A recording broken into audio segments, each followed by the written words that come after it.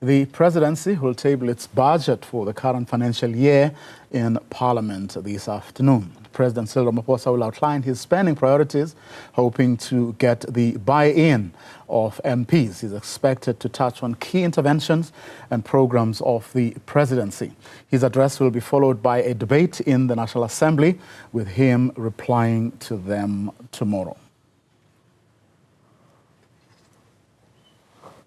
Newzroom Afrika's politics reporter Ziyanda Ngcobo joins me now live in studio to discuss what's expected to come out of Ramaphosa's budget vote this afternoon. Well, the president was clearly touched in his studio last week, especially by EFF leader Julius Malema, in what, of course, the president felt were personal attacks. Any chance of that playing itself out this afternoon? Highly unlikely, and I think, you know, what the president addressed yesterday, I think he just addressed it once and wants to move on, precisely because what he was saying yesterday was that play the ball and not the man. The moment after the 29th of May required everyone to work together, and so I think he is likely to really outline some of the programs in the presidency. As you've mentioned, there's been Operation Vulindlela.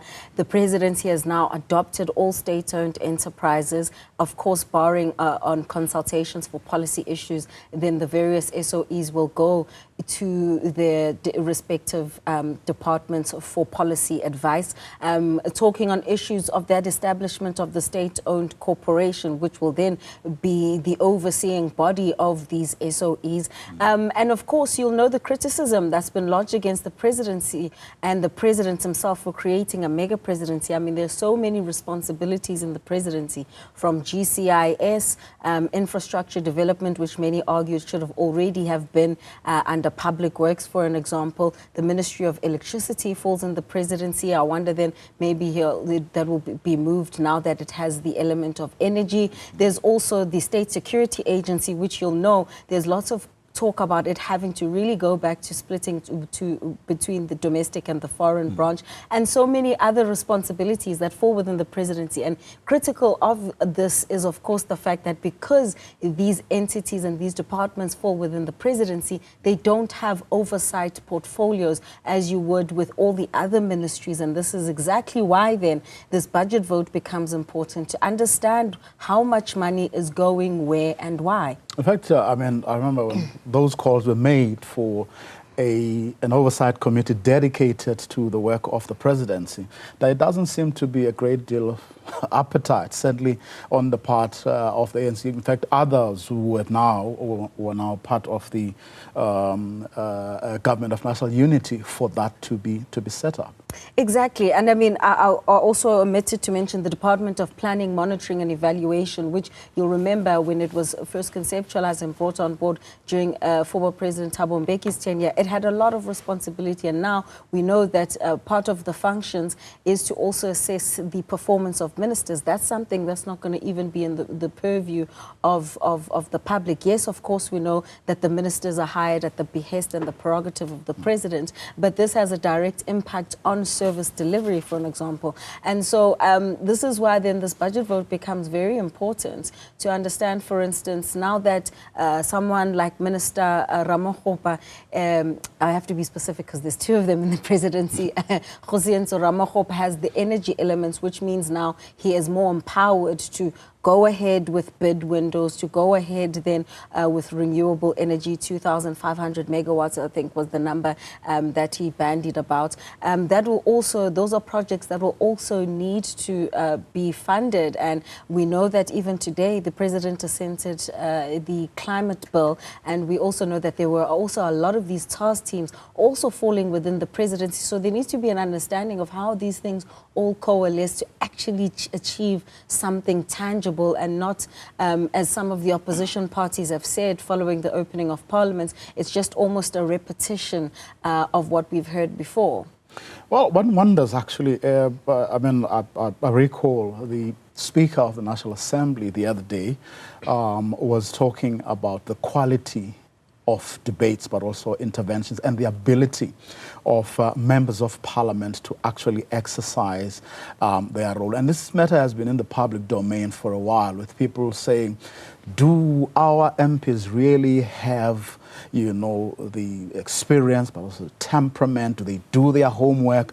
Do they argue as vigorously as they perhaps should have? Which I think is something to be debated, because they cannot play their oversight role if they don't really, you know, absorb, you know, both the amount but also the quality, you know, of the work that they have to be involved in. And if I look at that, you know, against what we all saw last Thursday, the reactions to the president's speech, there was less of the usual criticism, yes. Certainly from members of the Government of National Unity. They were a lot more measured than, say, your MK parties and your EFFs, which is going to introduce an interesting dynamic in the conversations and in holding the members of the executive to account, especially given the fact that some of their own members will now be, were in the opposition previously, are now ministers and deputy ministers.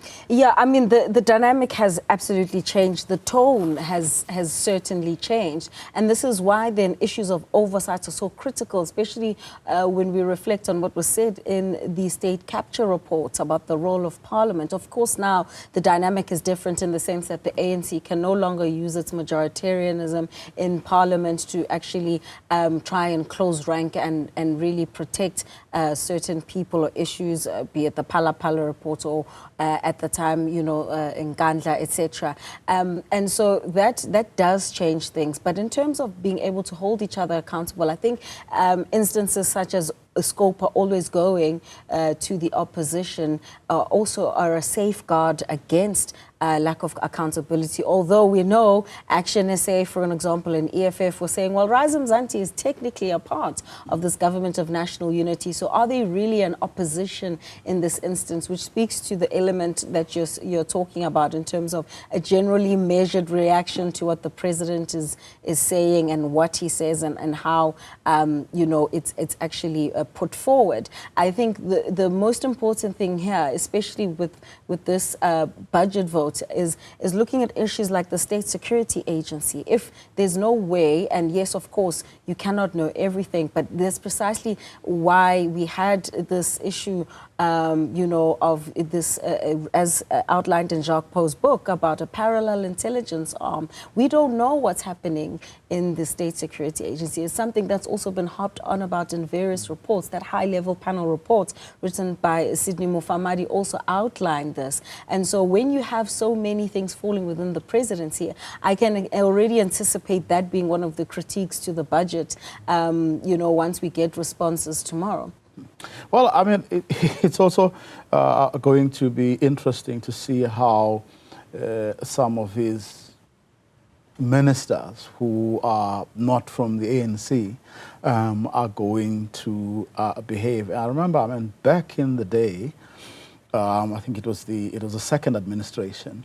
There was a crisis at some point because members of parliament began to feel that they were being undermined by the ministers, who were mostly members of the National Executive Committee of the ANC.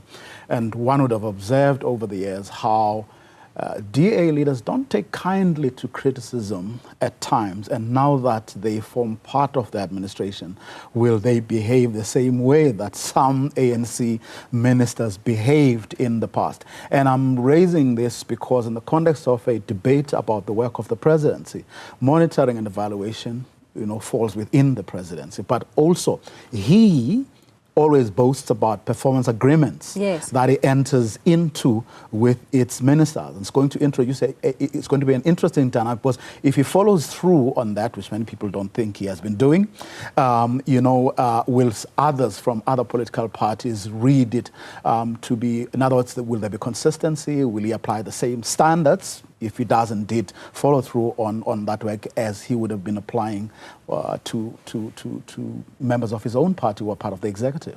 So that's a very interesting point, especially when you talk about the Democratic Alliance, because you'll remember that they were one of the parties that were always making noise about where are these performance agreements, what is in these performance agreements, what is the nature, how exactly are you measuring performance, especially when we were in the thick of our energy crisis, and they were taking a lot of aim against Gwede Mantashe, who was, of course, the configuration of the department was different at the time. And now that you've got DA ministers in there, for instance, issues of blue lights have fallen away suddenly for the DA. It's not necessarily something that they are complaining about, but even in terms of the lifestyle audits, they were very big on calling for lifestyle audits on ministers, and for that to fall within you know, the Department of Planning, Monitoring and Evaluation, so to speak.